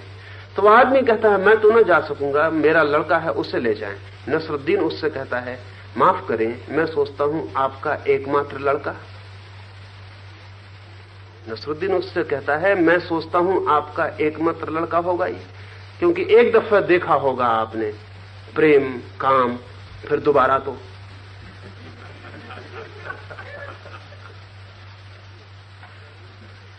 आई presume your only son, Naseeruddin कहता, क्योंकि एक दफा ताश खेल के देखा, बेकार पाया। एक दफा शतरंज खेल के देखी, बेकार पाई। एक दफा मछली मार के देखी, बेकार पाई। तो आई प्रिज्यूम योर ओनली सन।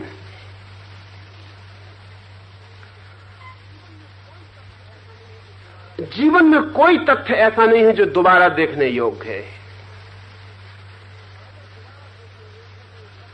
और अगर दोबारा देखने योग्य है तो वो तथ्य नहीं होगा, उसमें कुछ रहस्य होगा जो अनजाना रह गया, जिसको फिर जानना पड़ेगा, फिर जानना पड़ेगा, फिर भी अनजाना रह जाएगा तो फिर जानना पड़ेगा। जिस चीज को हम पूरा जान लें उसे दोबारा जानने का कोई भी सवाल नहीं। क्या सवाल है? नहीं जान पाते हैं पूरा, इसलिए दोबारा जानते हैं, तिबारा जानते हैं, 1000 बार जानते हैं, और फिर भी 1001 बार जानने की कामना जगती है, क्योंकि वो अनजानी अपरिचित रहस्य पीछे शेष रह गया। तो कामू ठीक कहता है, अगर कोई रहस्य नहीं है तो आत्महत्या एकमात्र दार्शनिक समस्या है। हमारा युग सर्वाधिक ज्ञानपूर्ण, सर्वाधिक आत्महत्याएं करने वाला, सर्वाधिक अहंकार से भरा, इसलिए हम कहते हैं कोई ईश्वर नहीं है, कोई धर्म नहीं है, कोई रहस्य नहीं है। अल्लाह उससे कहता है जो विरल करेगा अस्मिता को, सघन करेगा रहस्य को, उसके लिए जीवन के सूक्ष्म और चमत्कारी, ये सूक्ष्म और चमत्कारी दो शब्द ख्याल में ले लेने चाहिए। एक, सूक्ष्म से हम जो मतलब लेते हैं साधारणता, वो लाओस से जैसे लोग नहीं लेते। सूक्ष्म से हमारा मतलब होता है कम स्थूल। हम कहते हैं दीवाल स्थूल है, वायु सूक्ष्म है, लेकिन वायु भी स्थूल है, सूक्ष्म नहीं। कम स्थूल है।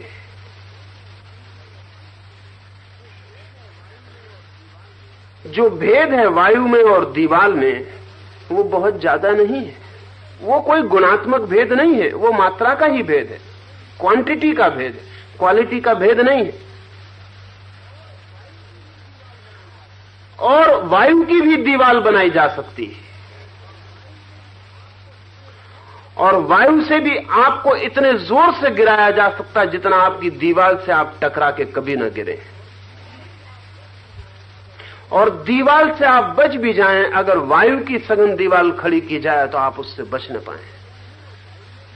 दीवाल में ही वजन नहीं है, वायु में भी वजन है, बहुत ज्यादा वजन है। तो आपको पता नहीं चलता, क्योंकि आपके चारों तरफ शरीर पर वायु का एक सा वजन पड़ता है, इसलिए वायु अपने वजन को काट देती है। नहीं तो हजारों पाउंड का वजन आपके ऊपर है, आप मर जाएं दब के इसी वक्त, अगर एक तरफ से वायु अलग हो जाए।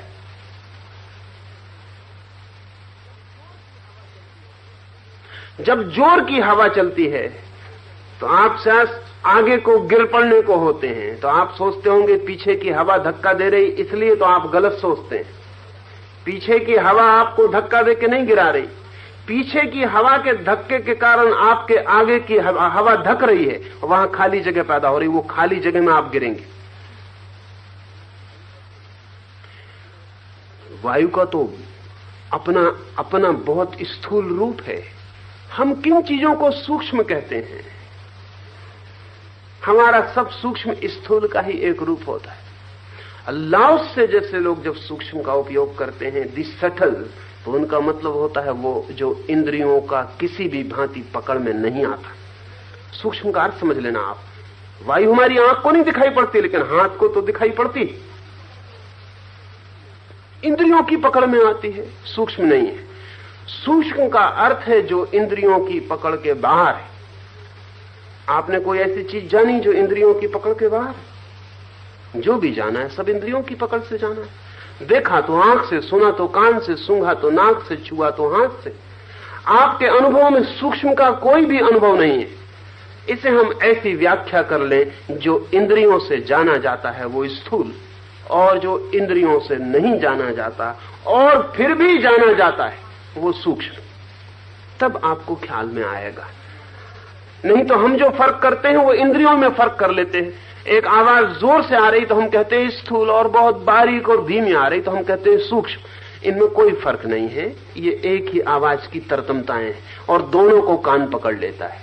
और कान अगर ना भी पकड़ सके, रेडियो पकड़ ले, तो भी सूक्ष्म नहीं है, वो स्थूल है। उसका मतलब यह हुआ कि थोड़ा बड़ा कान पकड़ लेता है, छोटा कान नहीं पकड़ता, थोड़ा बड़ा कान पकड़ लेता है। अभी यहां से चित्र गुजर रहे हैं, टेलीविजन पकड़ लेता है, हमारी आंख नहीं पकड़ पाती, लेकिन वो भी सूक्ष्म नहीं है, क्योंकि टेलीविजन तो बहुत स्थूल चीज है। हमसे जरा आंख उसकी तेज है, रेडियो का कान हमसे जरा तेज। मात्रा का फर्क है। इसलिए जो चीज भी इंद्रियों के पकड़ में आती है, या एक नई बात और उसमें जोड़ दूं जो पुराने ऋषियों ने नहीं जोड़ी है, क्योंकि उनको पता नहीं था।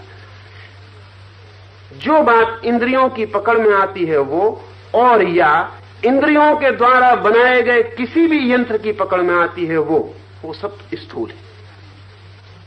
क्योंकि इंद्रियों से जो यंत्र बनते हैं वो सूक्ष्म को नहीं पकड़ पाएंगे। इंद्रियों के बनाए हुए यंत्र इंद्रियों के एक्सटेंशन से, और कुछ नहीं। हमारी दूरबीन क्या है? हमारी आंख का फैलाव है। हमारा राडार क्या है? हमारी आंख का फैलाव है। हमारी बंदूक क्या है? हाथ से पत्थर फेंक के मार सकते थे, उसका बढ़ाव है।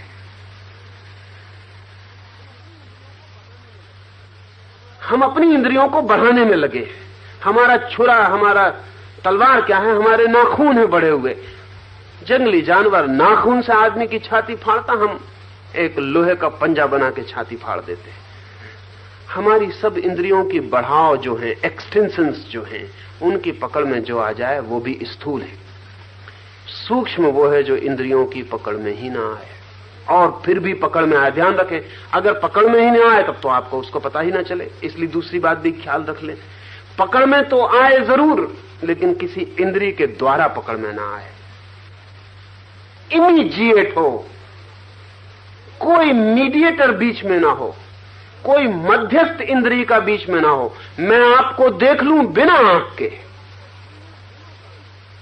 मैं आपको सुन लूं बिना कान के, मैं आपको छू लूं बिना हाथ के, तो सूक्ष्म, तो सूक्ष्म। न हाथ है बीच में, न कोई यंत्र है बीच में, कोई है नहीं बीच में, बीच में कोई नहीं है। सीधी मेरी चेतना अनुभव को उपलब्ध हो तो वो अनुभव सूक्ष्म। लाओस से कहता है, जिस व्यक्ति का रहस्य बोध सघन हो जाता है वो सूक्ष्म का द्वार खोल लेता है।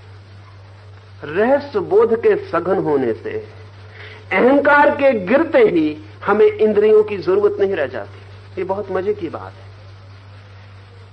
अहंकार के गिरते ही हमें इंद्रियों की जरूरत नहीं रह जाती। असल में अहंकार ही है जो इंद्रियों के द्वारा काम करता है। अगर अहंकार गिर जाए इंद्रियों की कोई जरूरत नहीं रह जाती, और बिना इंद्रियों के नॉन सेंसरी अनुभव शुरू हो जाते हैं। और जब बिना इंद्रियों के कोई अनुभव होते हैं तो उनका नाम सूक्ष्म। ऐसे अनुभव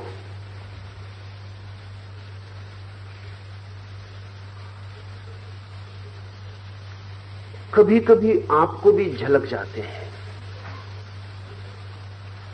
कभी कभी किसी क्षण में, किसी अवसर पर, किसी स्थिति में आपका अहंकार विरल होता है, तो ऐसे अनुभव आपको झलक जाते हैं।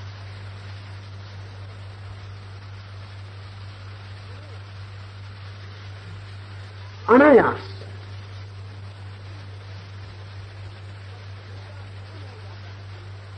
पर अहंकार सघन हो जाता है, पुनः अनुभव खो जाता है। और फिर आप कितना ही समझने की कोशिश करें, आप उसको न समझ पाएंगे, अहंकार उसे न समझ पाएगा। आपने ऐसी आवाजें सुनी हैं जिनको आपने बाद में स्वयं झुठलाया और कहा कि नहीं, मैंने नहीं सुना होगा, क्योंकि मैं कैसे सुन सकता था, वहां कोई मौजूद ही ना था। आपने ऐसे क्षणों में कभी कुछ ऐसे रूप देखे हैं जिनको आपने ही बाद में इंकार किया और कहा कि मैं कैसे देख सकता था, वहां तो कोई भी मौजूद न था। आप ऐसी संभावनाओं के निकट आ गए हैं बहुत बार अनायास, जिनको बाद में आप खुद भी विश्वास नहीं कर पाते हैं, क्योंकि आपका अहंकार जब सघन होता है वो कहता है ये हो कैसे सकता है, बिना इंद्रियों के हो कैसे सकता है। एक मेरे मित्र, उनके पिता गुजर गए, पर जिस दिन उनके पिता गुजरे, मित्र कवि हैं, सांझ को वे कोई सांझ की 6 बजे की बस से दूसरे गांव गए। पिता ठीक थे, भले थे, कोई बात ना थी। दूसरे गांव वे जा रहे थे एक कवि सम्मेलन में भाग लेने। तो रास्ते में बस में बैठे हुए वे अपने काव्य के जगत में, अपनी कविता के बनाने में डूबे रहे। अब जब कोई काव्य में डूबता है तो अहंकार विरल हो जाता, क्योंकि वो बच्चा हो जाता, वो फिर पुराने दुनिया में रिग्रेस कर जाता है, तितलियों में उड़ता है, फूलों में हंसता है, पक्षियों से बोलता है, वो नीचे उतर जाता है। झरने बात करने लगते हैं, वृक्ष चर्चा उठाने लगते हैं, आकाश के बादलों में संदेश होने लगते हैं, वो अहंकार विरल हो जाता। तो अपने काव्य में डूबे हुए जाते थे। अचानक 9 बजे रात उन्हें बस में ही बैठे बैठे एकदम उदासी पकड़ गई। उनकी समझ के बाहर था, एकदम प्रफुल्लित थे, प्रसन्न थे, गीत उतरते थे। क्या हुआ? एकदम चारों तरफ जैसे उदासी आ गई, जैसे कोई काला बादल आके ऊपर बैठ जाए। कोई कारण न था, अकारण था, इसलिए और बेचैनी हुई। काव्य की धारा टूट गई और मन बड़ी गहन चिंता में और विषाद में डूब गया। वो 3 घंटे 12 बजे जब दूसरे गांव पहुंचे तब तक वैसी हालत रही। जाके सो गए लेकिन नींद ना आए। रात के 2 बजे किसी ने द्वार पे दस्तक दी और आवाज आई मुन्ना। बहुत हैरान हुए क्योंकि मुन्ना उनके पिता ही कहते हैं उन्हें। दरवाजा खोला, बाहर जाके भरोसा तो नहीं आया, पिता के होने का कोई सवाल नहीं। दूसरा कोई जीवित आदमी मुन्ना अब उनसे कहता नहीं। दरवाजा खोल के देखा, हवा सांय सांय करके भीतर भर गई। रात अंधेरी है, कहीं कोई आदमी नहीं। जिस होटल में ठहरे हैं सब सो गया है, सब सन्नाटा है। नीचे सड़क खाली, दूसरी मंजिल पर है, कोई आकस्मिक आ नहीं सकता है। फिर द्वार बंद करके सोचा मन का कोई भ्रम होगा, फिर सो गए। पर फिर 5-7 मिनट ही बीते हैं कि फिर वही दस्तक, और फिर आवाज इतनी साफ, और अब दोबारा थी तो वो खुद भी सजग थे। स्वर लहरी इतनी परिचित कि पिता के सिवाय किसी की आवाज नहीं। फिर द्वार खोला है, लेकिन फिर वहां कोई नहीं। हवा सांय सांय करके फिर भीतर भरा थी। सो न सके, बेचैनी उठी। 3 बजे रात जाके नीचे घर फोन लगाया, पता चला कि पिता चल बसे। ठीक 2 बजे रात उनकी सांस टूटी, और ठीक 2 बजे रात पहली दस्तक और मुन्ना की आवाज। पर वो अपने को झुटलाते रहे, वो अब भी झुटलाते हैं। वो कहते हैं पता नहीं कोई भ्रम ही होगा। अब भी बुद्धिमान आदमी है, सोच विचार करते हैं। अब भी वो कहते हैं हुआ है, लेकिन अब भी मैं नहीं मानता कि पिता होंगे। कोई भूल हो गई, या तो मेरे मन का ही कोई खेल होगा, कोई संयोग, कोई कोइंसिडेंस कि 2 बजे वो मरे हैं और 2 बजे मुझे कुछ ख्याल आ गया होगा। ऐसे हम सबके जीवन में कभी कभी सूक्ष्म झांकता है। हम खुद झुटलाए चले जाते हैं, लेकिन अगर रहस्य का बोध सघन हो जाए तो सूक्ष्म झांकता नहीं, हम ही सूक्ष्म में कूद जाते। फिर हम सूक्ष्म में जीते, फिर ये 24 घंटे चारों तरफ होने लगता है, ये चारों तरफ होने लगता है। तो लाओ से कहता है सूक्ष्म का द्वार खुल जाता और चमत्कारी का, द मिरेकुलस का, जो वंडरफुल है उसका, वो जो विस्मयजनक है उसका। चमत्कार क्या है, इसे भी थोड़ा सा समझ लेना जरूरी है। जगत में हम साधारणतः जिसे चमत्कार कहते हैं उसमें भी कुछ बात है, इसीलिए चमत्कार कहते हैं, यद्यपि हमें पता नहीं कि क्या बात है। कब कहते हैं आप चमत्कार? एक आदमी मर गया और जीसस उसके सिर पर हाथ रख देते हैं, वो आदमी जिंदा हो जाता है, तो हम कहते हैं चमत्कार हुआ, मरा हुआ आदमी जिंदा हो गया। क्यों कहते हैं चमत्कार? एक आदमी बीमार है और किसी के चरणों में सिर रख देता है और स्वस्थ हो जाता है, हम कहते हैं चमत्कार हुआ। क्यों हुआ चमत्कार? बुद्ध किसी वृक्ष के पास से गुजरते हैं और वृक्ष सूखा है और उसमें नए अंकुर आ जाते हैं, तो हम कहते हैं चमत्कार हुआ। लेकिन क्यों कहते हैं चमत्कार हुआ? कारण क्या है चमत्कार कहने का? एक ही कारण साधारणता जो हमारे ख्याल में है वो ये है कि जहां भी कार्य कारण के बाहर कोई घटना घटती है वहां चमत्कार। ऐसे तो हर वृक्ष में नए अंकुर आते हैं, लेकिन वक्त से आते हैं, नियम से आते हैं, कारण होता है तो आते हैं। अब सूखा वृक्ष वर्षों से जिस पे पत्ते नहीं, कोई कारण नहीं आने का, बुद्ध के निकलने से आते हैं, और बुद्ध का निकलना वृक्ष में अंकुर आने का कारण नहीं, असंबंधित है, कोई संबंध नहीं। बुद्ध के निकलने से वृक्ष में पत्ते आने का क्या संबंध?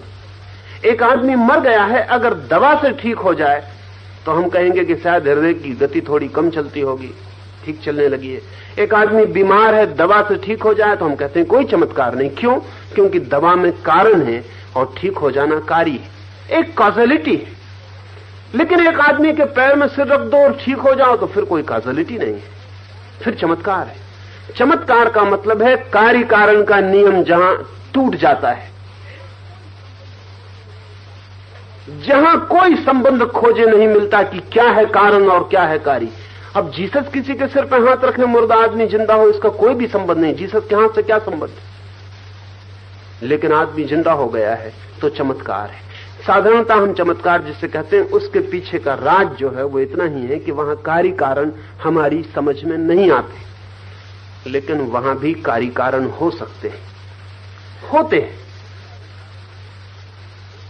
वहां भी कार्य कारण हो सकते हैं, होते हैं। इसलिए जिन्हें हम चमत्कार कहते हैं, आज नहीं कल विज्ञान सिद्ध कर देगा कि वो चमत्कार नहीं। कार्य कारण का पता लगाने की बात है, बस पता चल जाएगा, चमत्कार खो जाएगा। अगर एक आदमी मेरे पैर में आके सिर रख दे और उसकी बीमारी ठीक हो जाए तो चमत्कार नहीं है। नहीं है इसलिए, लेकिन दिखाई पड़ेगा, क्योंकि आपको कार्य कारण का संबंध आप नहीं जोड़ पाते। लेकिन हो सकता है वो आदमी सच में किसी बीमारी से पीड़ित ही ना हो, सिर्फ उसे ख्याल हो बीमारी का,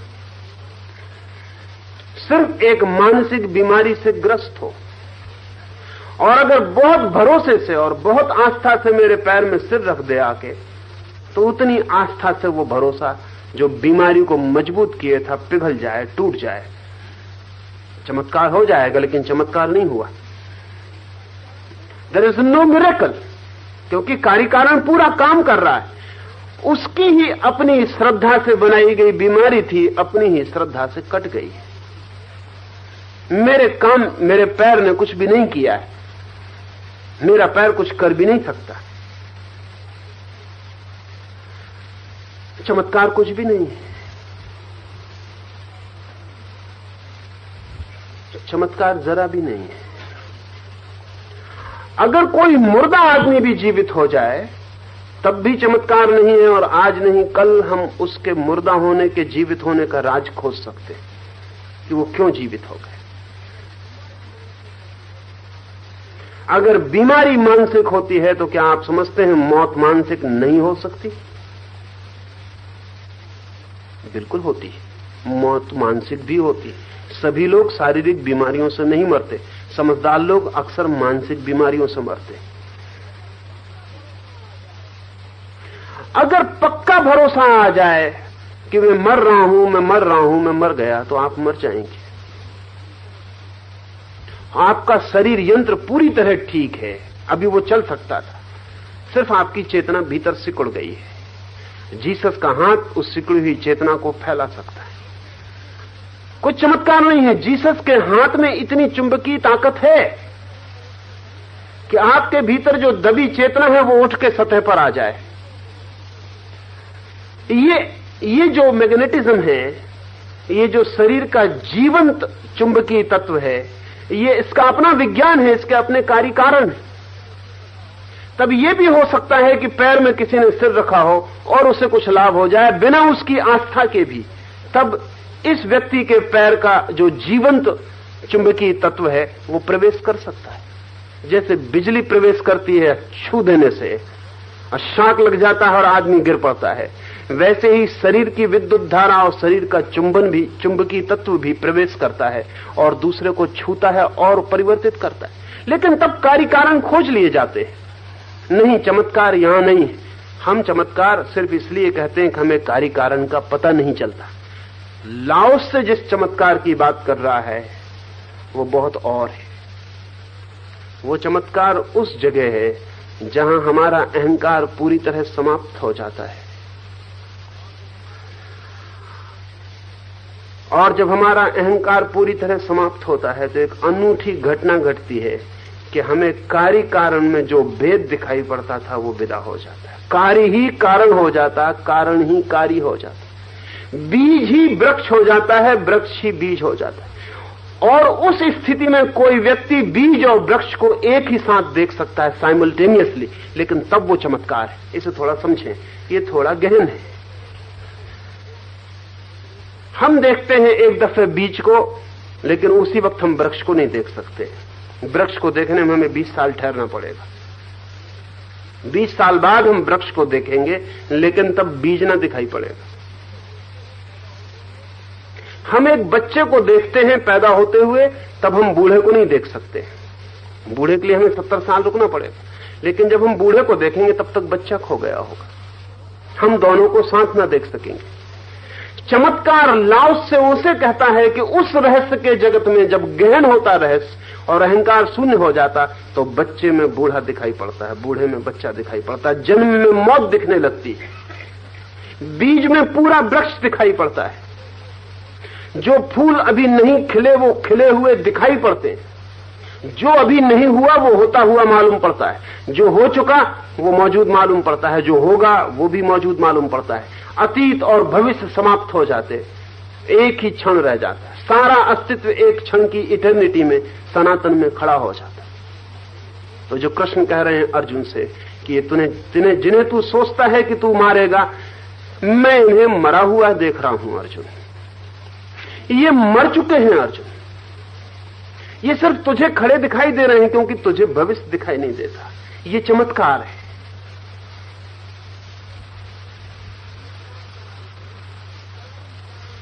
चमत्कार का अर्थ है कार्य कारण जहां भिन्न ना रह जाएं, वो भिन्न है भी नहीं। हमारे देखने के ढंग में भूल है। हमारा ढंग ऐसा है जैसे मैं दीवार में एक छोटा सा छेद कर लूं और उस छेद में से इस कमरे में देखूं। आपकी तरफ से देखना शुरू करूं तो पहले मुझे आ नाम का व्यक्ति दिखाई पड़े, फिर जब मेरी आंख आगे घूमे तो आंख खो जाए और बा दिखाई पड़े, फिर जब मेरी आंख और आगे बढ़े तो बा भी खो जाए और सा दिखाई पड़े। और समझ लें कि अगर मेरी गर्दन को मोड़ने की सुविधा ना हो तो मैं क्या समझूंगा? मैं यही समझूंगा कि आ समाप्त हो गया, बा समाप्त हो गया, अब सा दिखाई पड़ रहा है, लेकिन आगे जो डा है वो अभी मुझे दिखाई नहीं पड़ रहा है। लेकिन दीवार अचानक खो जाए और मैं पूरे कमरे को एक साथ देख लूं, आ बा सा डा सब मुझे एक साथ दिखाई पड़ जाए, वो चमत्कार है। अगर मुझे इस सृष्टि का जन्म होता हुआ और इस सृष्टि की प्रलय होती हुई एक साथ दिखाई पड़ जाए तो चमत्कार है। लाओस से कहता है कि जो इस रहस्य में सघन उतर जाता है, सूक्ष्म के द्वार खुलते हैं उसे, और अंततः चमत्कार का द्वार खुलता है। तब वो विश्व को पैदा होते और समाप्त होते एक साथ देखता है। तब वो परमात्मा को, जगत को बनाते और मिटाते एक साथ देखता है। पर इसे समझना कठिन हो और इसे समझा नहीं जा सकता, इसलिए उसका नाम चमत्कार है। हम जिन्हें चमत्कार कहते हैं उनका चमत्कार से कोई संबंध नहीं है। उनको समझा जा सकता है, उनको खोजा जा सकता है, लेकिन हम भी इसीलिए कहते हैं कि हमें कार्य कारण का पता नहीं चलता। असली चमत्कार में भी कार्य कारण का पता नहीं चलता, क्योंकि कारण और कार्य एक साथ उपस्थित हो जाते हैं। अभी ऑक्सफोर्ड यूनिवर्सिटी की एक प्रयोगशाला में बहुत हैरानी का आकस्मिक घटना घट गई। उससे इस चमत्कार को समझने में आसानी मिलेगी। कुछ वैज्ञानिक एक कली का चित्र ले रहे थे और चित्र कली का नहीं आया, फूल का आ गया। जिस उपयोग किया जा रहा था वो अधिकतम सेंसिटिव जो फिल्म आज संभव है वो थी। अभी सामने कैमरे के कली ही थी, अंदर जो चित्र आया वो फूल का आया। स्वभावतः लगा कि कोई भूल हो गई। कली अभी भी कली थी, चित्र फूल का आ गया, लेकिन सुरक्षित रखा गया। समझा गया कि कोई भूल चूक हो सकती है, पहले से कोई एक्सपोजर हो गया हो, कोई किरण प्रवेश कर गई हो, कोई गड़बड़ हो गई हो, कोई केमिकल भूल चूक हो गई हो, कुछ न कुछ गड़बड़ हो गई। उस चित्र को रखा गया संभाल कर, और जब कली फूल बनी तब उसके दूसरे चित्र लिए गए। बड़ी हैरानी हुई, क्योंकि वो चित्र वही था जो बाद में चित्र आए, वे चित्र वही थे जो चित्र पहले आ गया था। उस द्वारा ये घटना घटी है, उसको ये आस्था गहन हो गई है कि हम किसी न किसी दिन इतनी सेंसिटिव फिल्म तैयार कर लेंगे कि जब बच्चा पैदा हो तो हम उसके बुढ़ापे का चित्र ले लें। क्योंकि जो होने वाला है वो सूक्ष्म के जगत में पहुंचने में देर लगेगी। हमारी इंद्रियां जब तक पकड़ेंगी उसमें देर लगेगी।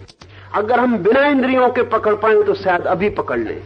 शायद टाइम का जो गैप है, कली जब फूल बनती है तो कली और फूल के बीच समय का जो फासला है वो कली और फूल के बीच नहीं, वो हमारी इंद्रियों और फूल बीच से हट जाए तो हम कली में फूल को देख सकते हैं, और तब चमत्कार घटित होता है। और उस चमत्कार की जो दुनिया है, उस चमत्कार की दुनिया में प्रवेश ही धर्म के विज्ञान का लक्ष्य है। तो लाओस से जो कह रहा है उसने इस छोटे से वचन में बहुत कुछ कहा है। लेकिन ये सब कोड है, इसको ऐसा सीधा पढ़ जाएंगे तो कुछ भी इसमें मिलेगा नहीं। इसे खोल खोल के एक एक शब्द की परत उखाड़ उखाड़ के देखेंगे तब कहीं लाओस से की आत्मा से थोड़ा सा स्पर्श होता है। आज इतने रहें, कल बात करें।